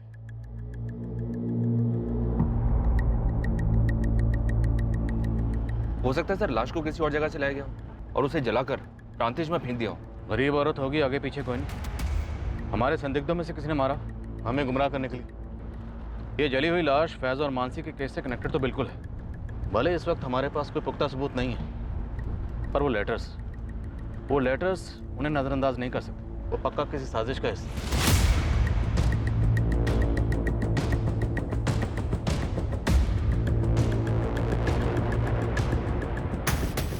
नितिन भाई। जी भाई, राजू भी साथ में ही है। हाँ बोल बल्लू, क्या खबर? गर्मा गर्म चाय। फैज, कहाँ जा रहे हो तुम? वो चेतन से बात हुई थी, उससे कहा था घर आ जाऊंगा, बस वहीं जा रहा था। देखो क्या हाल है अभी, लेकिन चाय तो पीते जाना। हाँ रख दो, वापस आता हो तो गर्म करके पी लूंगा।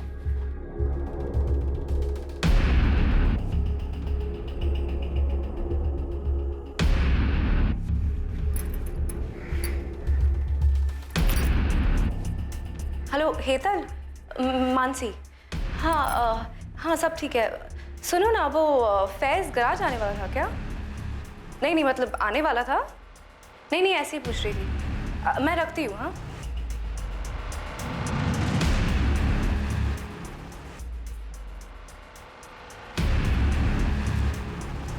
और 4 महीने प्रेग्नेंट थी, तो किसी ना किसी गायनेकोलॉजिस्ट के यहाँ तो रजिस्टर्ड रही होगी। हाँ सर, गरीब से गरीब औरत होगी तो भी किसी सरकारी अस्पताल में रजिस्टर्ड तो होगी ही। यहीं से शुरू करो। हमारे गुजरात के जितने भी सरकारी हॉस्पिटल हैं सब जगह खंगालो, पता करो कि 3 जून को गायब हुई वो 4 महीने की प्रेग्नेंट औरत कौन थी। बाकी पैरामीटर्स हैं हमारे पास मैच करने के लिए। जी सर, पूरे स्टेट में सैकड़ों सरकारी अस्पताल हैं जहाँ लाखों यंग औरतें 4 महीने प्रेग्नेंट रही होंगी। तो माना का दायरा काफ़ी फैला हुआ है, लेकिन करना तो पड़ेगा ना। सरकारी हॉस्पिटल के साथ साथ जितने भी प्राइवेट हॉस्पिटल हैं और क्लिनिक्स हैं सब जगह खंगालो, सब जगह पता करो। जी सर, हितेन का फोन था। उसके खबरी बल्लू और राजू रामजी पटेल और नईम खान को फॉलो कर रहे थे। रामजी पटेल और नईम खान के बीच में एक मीटिंग हुई।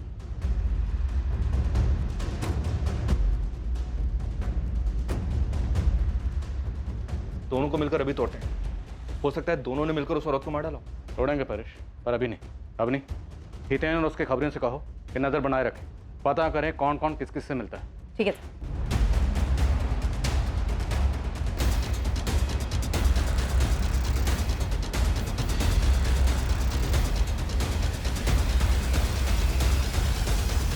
रामजी पटेल और नईम खान क्यों मिले?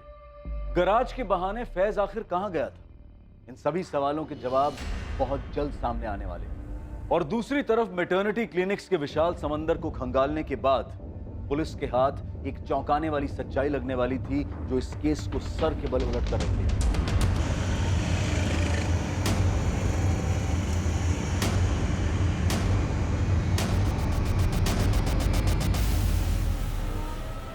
जी, ये रुचिका मखमाने मेरी पेशेंट ही थी।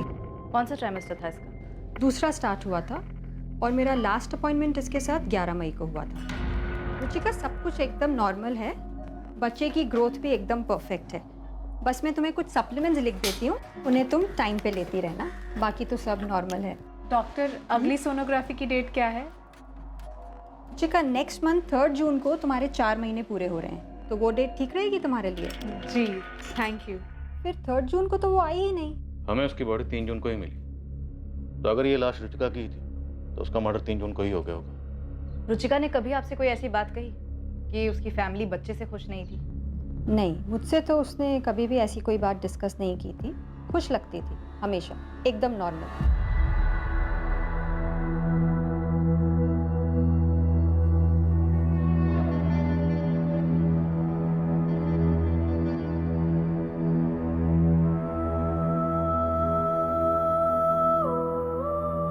धीरज जी, हमने लाश के अंश संभाल के रखे हैं। हमें आपके और बीना जी के डीएनए सैंपल्स लेने होंगे। मुझे यकीन ही नहीं हो रहा है कि रुचिका प्रेग्नेंट थी और उसने मुझे बताया तक नहीं। शायद 4 महीने पूरे होने के बाद बताने वाली थी। नहीं, वो अपने पति से बच्चा चाहती ही नहीं थी। क्यों? क्योंकि उससे मुझसे डिवोर्स चाहिए था। तुम्हारी शादी तो 1 साल पहले हुई थी। एग्जैक्टली मैं उसे यही कह रहा था सर। हमारे बीच एडजस्टमेंट प्रॉब्लम्स थे, मैं ना नहीं कहूँगा, लेकिन मैं उससे कह रहा था कि मुझे वक्त दो, वक्त दो। वक्त देने के लिए तुम्हारे पास वक्त है मोहित? रुचिका, हम इसके बारे में कल बात कर सकते हैं। मेरी कल की डेडलाइन है। तुम्हारी डेडलाइन कब नहीं होती है? कल संडे है, हम हनीमून बीच में छोड़ के आए तुम्हारी इस डेडलाइन के लिए। रुचिका, आई प्रॉमिस अगले वीकेंड ऑफ लूंगा। ओह, मतलब अगले हफ्ते 1 घंटा ऑफ लोगे सेक्स के लिए, है ना? को मुंह मत खुलवाओ, ओके? सेक्स में तो तुम्हें इंटरेस्ट ही नहीं है। कैसे होगा? मशीन हो क्या? कोई रोमांस नहीं, कोई घूमना फिरना नहीं, शॉपिंग नहीं, मूवी नहीं, डिनर नहीं। हम एक टीवी शो तक साथ में बैठकर नहीं देखते, बातचीत तक नहीं होती है हमारे बीच में, तो फिर कैसे होगा? हाँ, तो चिल्ला क्यों रही हो? किसके फायदे के लिए? पूरी दुनिया को हमारे मैरिड लाइफ का फ्री अपडेट देने के लिए? मैरिड लाइफ वो क्या होता है? Married life just shut up, okay? कब से फालतू की बातें किए जा रही हो? बदतमीज। हर दूसरे दिन हमारे बीच ऐसे झगड़े होते, पूरे मोहल्ले को सुनाई देते। और रही बात उसकी प्रेगनेंसी की, ये नामुमकिन है। मिस्टेक हुई आप लोगों से सर। इतने दावे के साथ कैसे कह सकते हो? क्योंकि उसे मुझसे बच्चा नहीं, डिवोर्स चाहिए था।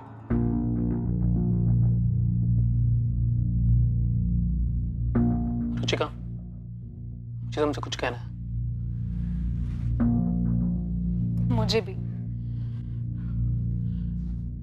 रुचिका देखो, मैं सोच रहा था कि हमारे बीच इतना टेंशन है, अगर हम बच्चा करें तो शायद चीजें बेहतर हों। हाँ मोहित, मैं तुमसे कहने वाली थी मुझे डिवोर्स चाहिए। मैं अब और ऐसे नहीं रह सकती। ऐसे नहीं रह सकती मतलब? हाँ? मैं कि तुम्हें टॉर्चर करता हूँ जो तुम ये ड्रामा कर रही हो? तुम्हें पूरी जिंदगी ना यही रहना होगा मेरे साथ, इसी रिश्ते में। जिंदगी भर? 6 महीने में अगर तुमसे डिवोर्स नहीं लिया ना, तो मेरा नाम भी रुचिका नहीं। पिछले 6 महीने से वो अलग सोती थी। हमारे बीच सेक्स नहीं, सिर्फ सन्नाटा था, ढेर सारा गुस्सा था। तो बच्चा कहाँ से होता सर? हमें तुम्हारा डीएनए सैंपल लेना होगा, फीटस के अंश से मैच करना होगा। हाँ, तो कर लीजिए सर, बिल्कुल कर लीजिए। रिजल्ट नेगेटिव ही निकलेगा। वो लाश रुचिका की नहीं है और वो बच्चा मेरा नहीं हो सकता। रुबीना, तुम मोहित को डीएनए के लिए ले जाओ और रिपोर्ट अवनी को भेज देना। अगर माँ बाप का डीएनए लाश के अंश के साथ मैच होता है और मोहित का डीएनए फीटस के डीएनए से मैच होता है, तो मतलब मोहित झूठ बोल रहा है। तोड़ेंगे उसे, बुलवाएंगे। और अगर मोहित का डीएनए फीटस के डीएनए के साथ मैच नहीं होता, तो फिर इसका एक ही मतलब, रुचिका का किसी के साथ अफेयर था। और इसीलिए शायद वो इतने अर्जेंटली मोहित से डिवोर्स मांग रही थी। तो क्या रुचिका प्रेमी का बच्चा रखना चाह रही थी? उसे शादी के लिए फोर्स कर रही थी और प्रेमी छुटकारा पाना चाह रहा था। तो अब रुचिका के प्रेमी को ढूंढना होगा। सर, अगर मोहित सच बोल रहा है तो ये प्रेमी खूनी हो सकता है। गराज में सब कैसे चल रहा है? बढ़िया। हेतल चेतन कैसे है? मुझे मिस कर रहे थे, तुम्हें भी हाय बोला है। मेरे सर में बहुत दर्द हो रहा है, मैं थोड़ा आराम कर लेता हूँ।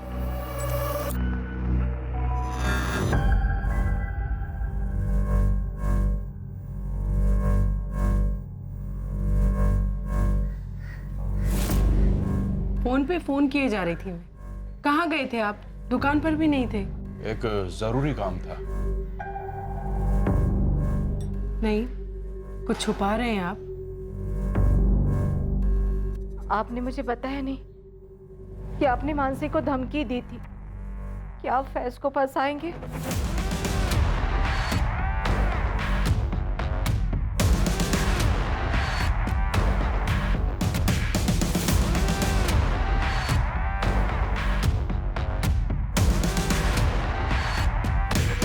सर, रुचिका के माँ बाप धीरज और बीना चावड़ा के डीएनए लाश के डीएनए से मैच हो गया है। रुचिका मकवाना की ही लाश है। मोहित का डीएनए? फीटस से उसका डीएनए मैच नहीं हुआ। क्या? तो मतलब रुचिका के पेट में जो बच्चा था वो उसके पति मोहित से नहीं था? शायद रुचिका का जिसके साथ अफेयर था और जो उस बच्चे का बाप था उसने रुचिका को मार दिया है। रुचिका के कॉल रिकॉर्ड से कुछ मिला? All clear. हमारे स्टार खबरी हितेन और उसकी टीम को कहो मुझे आके मिले, मैं बात करूंगा। तुम कहीं जा रहे हो? तो राज, क्यों? ऐसे।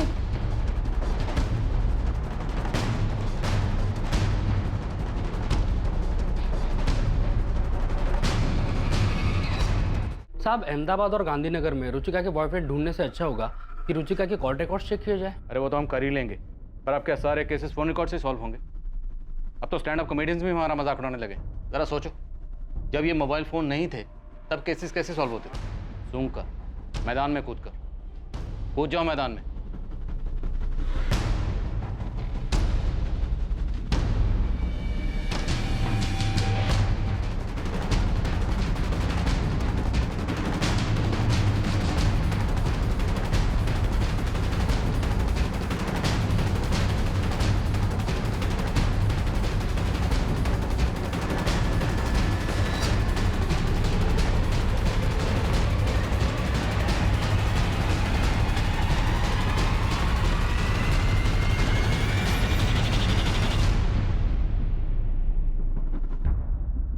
खबरी हितेन और उसकी टीम मैदान में उतरी, पर मैदान पूरी तरह से खाली मिला।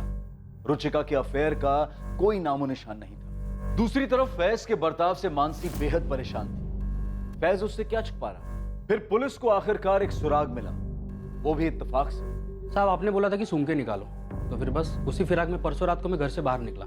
जय कृष्ण कॉलोनी में चक्कर लगा रहा था, अफेयर सूंघने की कोशिश कर रहा था साहब। तब एक अलग ही पिक्चर देखने को मिली मुझे। पिक्चर? हाँ साहब, एकदम ड्रामे वाली, वो रुचिका और मोहित के बिल्कुल बगल वाले घर से।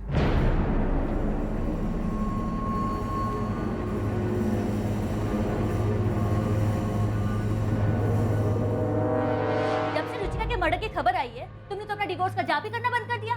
क्या हुआ? डर गए डिवोर्स मांगने वालों का हाल देखकर? देखो शगुन, मैंने तुमसे इस बारे में कोई बात नहीं करनी है। तुम ये बताओ कि डाइवोर्स कब दे रही हो तुम मुझे?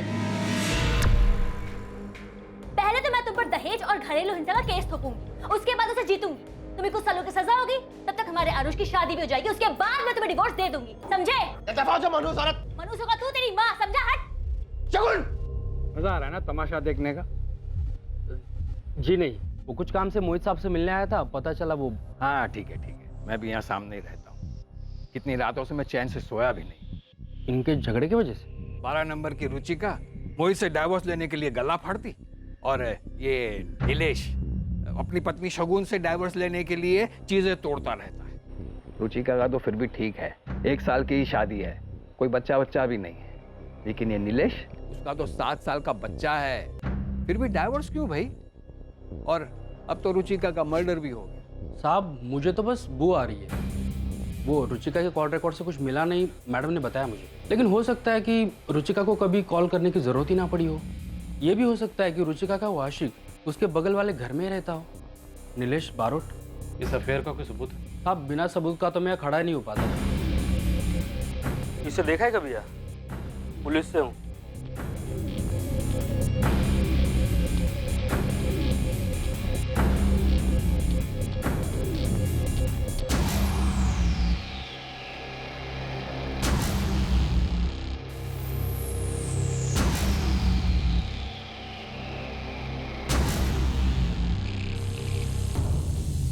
ये नीलेश का फोटो और ये नीलेश का नंबर। सब कॉल रिकॉर्ड भले ही साफ हो, लेकिन लोकेशन रिपोर्ट से बहुत कुछ हाथ आ सकता है। सर ये अपना किलर हो सकता है, पर मुझे नहीं लगता इसने ये अकेले ने किया हो।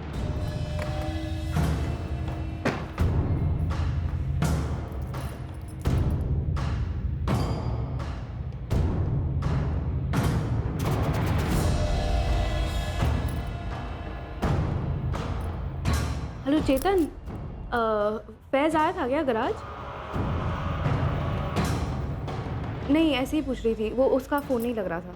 मैं बाद में बात करती हूँ।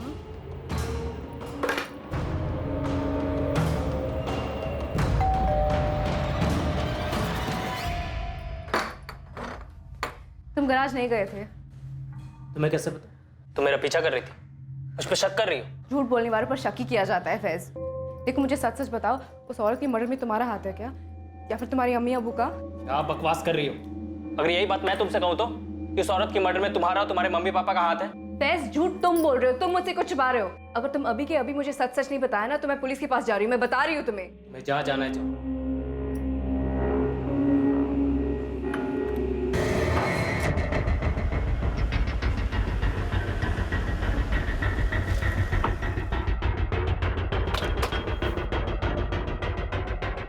नीलेश बारोड ऑफिस में है?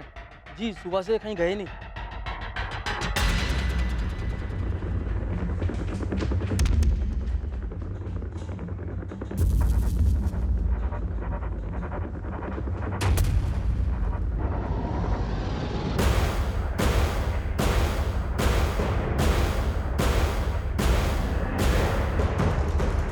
मानसी, मानसी, मानसी, सच में पुलिस के पास तो नहीं चली गई? The number you have dialed is currently unavailable.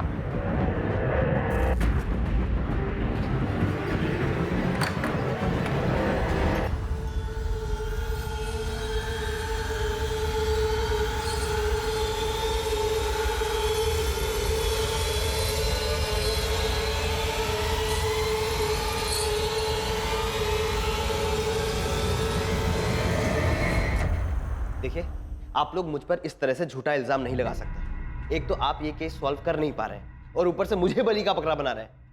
आपके किसी भी सवाल का कोई जवाब नहीं दूंगा मैं। मुझसे आपको कुछ नहीं मिलने वाला।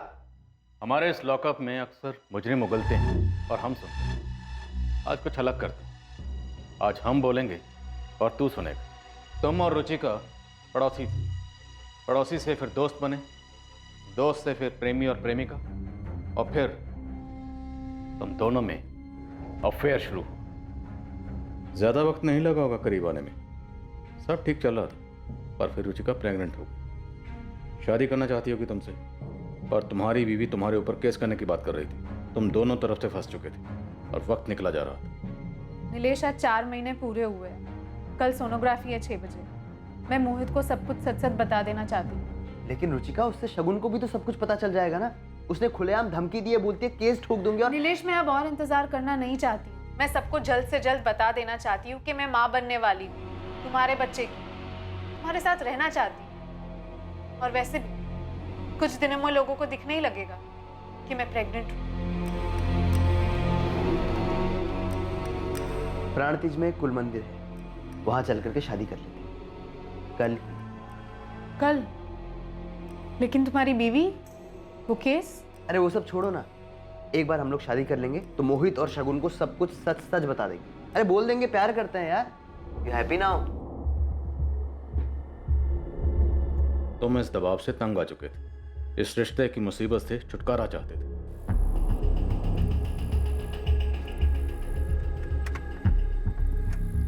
हाँ, क्यों रुके? कुल मंदिर तो आगे है ना? अरे वो पंडित जी का परिवार है पास में, तो 10 मिनट मिल लेते हैं उनसे, और फिर मंदिर भी पास में, पैदल पैदल निकल जाएंगे। ठीक है, चलो।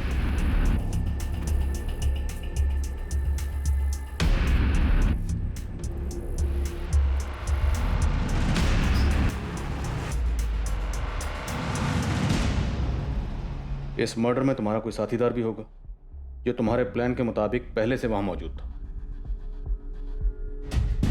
बोल, कौन था तुम्हारा साथीदार? बोल। अबे बोल दे, नहीं तो चमड़ी उधेड़ देंगे तेरी। समझ में आया? और तुम्हें लगता है कि फैज का कोई हाथ हो सकता है इसमें? वो मुझसे झूठ क्यों बोल रहा है? मुझसे कुछ छुपा क्यों रहा है? और कौन शामिल था तुम्हारे इस प्लान में? ये काम तुम्हारे अकेले का तो नहीं लगता। तुमने और तुम्हारे साथी ने पहले रुचिका का कत्ल किया और फिर उसकी बॉडी को ठिकाने लगा।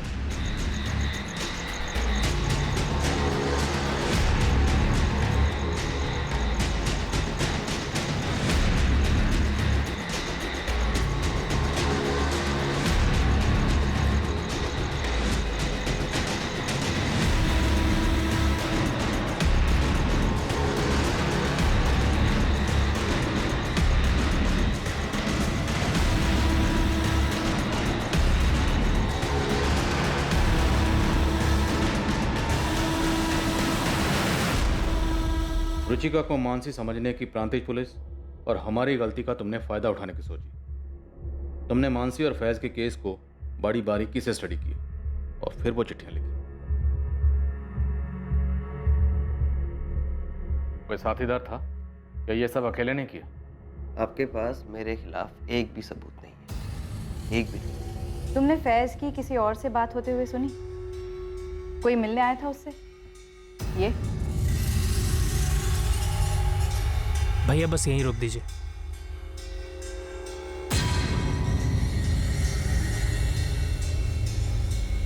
नहीं, मैं ऐसे नहीं जानती, लेकिन वो जरूर मुझसे झूठ बोल रहा है। वो कुछ जानता है जो मुझसे छिपा रहा है। सबूत की टेंशन मत लो बेटा, एक नहीं दो है। तुम लोगों ने प्लानिंग तो बहुत तगड़ी की थी। रुचिका और तुम मोबाइल पर कभी बात ही नहीं करते थे और रुचिका जब भी तुमसे मिलने ऑफिस आती थी तो अपना फ़ोन स्विच ऑफ करके घर पर ही छोड़कर आती थी, है ना?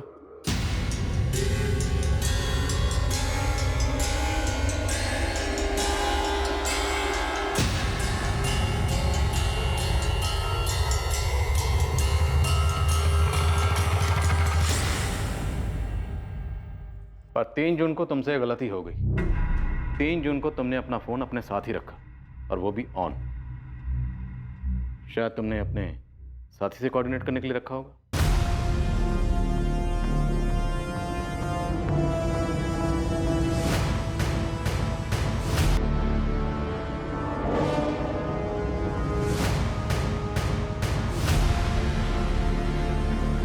ये देख, इन फोन लोकेशन के हिसाब से मर्डर वाली रात तेरे फोन की लोकेशन ठीक उसी जगह थी जहां पर रुचिका की लाश मिली। हमने रुचिका के पेट के फीटस का डीएनए संभाल के रखा है। वो सैंपल अब तुम्हारे डीएनए से मैच होगा। तू भी जानता है रिजल्ट क्या आएगा? रिजल्ट आएगा पॉजिटिव। क्यों? क्योंकि वो तेरा बच्चा है।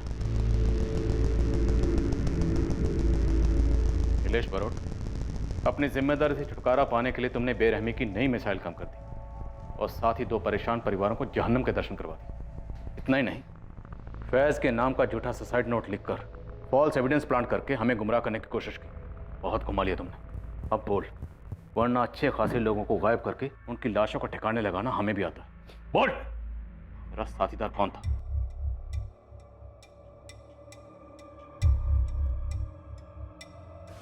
मानसी, प्लीज मुझे तुमसे कुछ बात करनी। Ma'am 1 minute.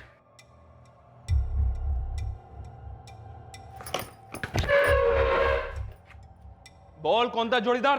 बोल बोल बोल बोल बोल बोल बोल, कौन था जोड़ीदार? बोल।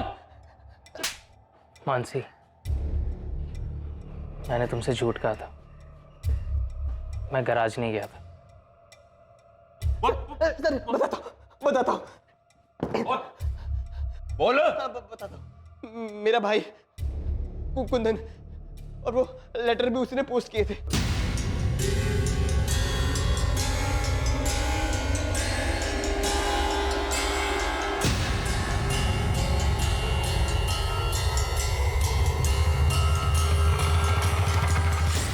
फैज, तुम आखिर गए कहाँ थे? मैं अपने घर गया था अपनी अम्मी से मिलने। मुझे उनकी बहुत याद आ रही थी मानसी, लेकिन इसके पीछे कोई साजिश नहीं है। तुम्हें नहीं आती अपने मम्मी पापा की याद? मैंने उसे धमकी दी थी क्योंकि मैं उसका भला चाहता हूं, बाप हूं मैं उसका। लेकिन मानसी हमसे नफरत करती है। अब नहीं करेगी। मैं नईम खान से मिलने गया था। क्या? हाँ बोलो, क्यों बुलाया मुझे? नहीं, जो होना था सो हो गया। बच्चों ने शादी भी कर ली, अब हमें भी स्वीकार कर लेना चाहिए। इस सब में पुलिस भी हमें सुपारी देने वाला समझ रही है। जो मैं तो हूं नहीं, आपके बारे में मुझे पता नहीं। मैं भी नहीं, मैं तो बस अपनी बच्ची का भला चाहता हूँ, जो आप भी चाहते हैं फैज के लिए, है ना? ठीक कह रहे हो रामजी भाई, इस बात पे मिट्टी डालते हैं, इन दोनों बच्चों की मर्जी कबूल कर लेते हैं। फैज, अगर इतनी सी बात थी तो तुमने मुझे पहले क्यों नहीं बताया? तुम्हें क्या लगा कि मैं तुम्हें तुम्हारी अम्मी से मिलने नहीं दूंगी? नहीं मानसी, ऐसी बात नहीं है। तुम अपने घर वाले से मिलने नहीं चाहती थी, और मैं नहीं चाहता था कि मुझे मेरे घर जाते तक तुम्हें बुरा लगे। लेकिन हमारा प्यार सच्चा है मानसी। लेकिन हमारे माँ बाप भी तो हैं। जो भी हुआ अपनी जगह तो वो ठीक ही थे। बगावत हमने की, हमारा भाग कर शादी करना सिर्फ उतना ही नहीं रह गया, एक मर्डर केस भी जुड़ गया। कितने परेशान हो गए ऐसे। मानसी, मुझे लगता है तुम्हें भी अपने मम्मी पापा से मिल लेना चाहिए। एटलीस्ट हम ट्राई करके तो देखें। माफी मांग लो, माँ बाप है, मान ही जाएंगे।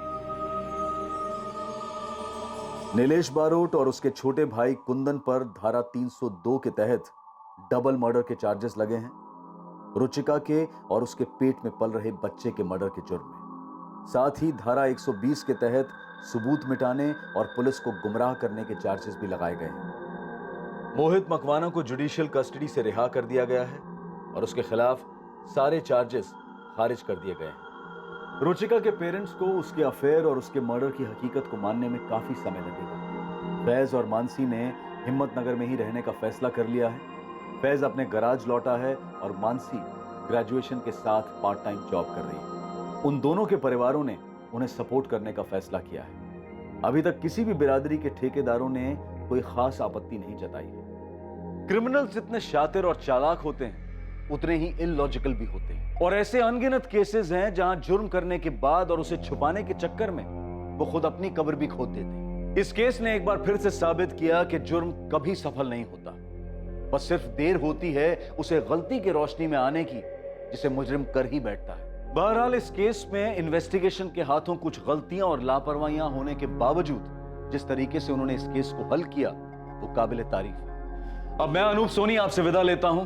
फिर मुलाकात होगी एक और नए केस के साथ कल रात 11 बजे कौन बनेगा करोड़पति के बाद। और याद रखें, क्राइम और आपके बीच में सिर्फ इतना फर्क है कि आप कितने सतर्क हैं। सतर्क रहें, सुरक्षित रहें। जय Hind. For more updates, subscribe to our channel, click the show links and enjoy watching the videos.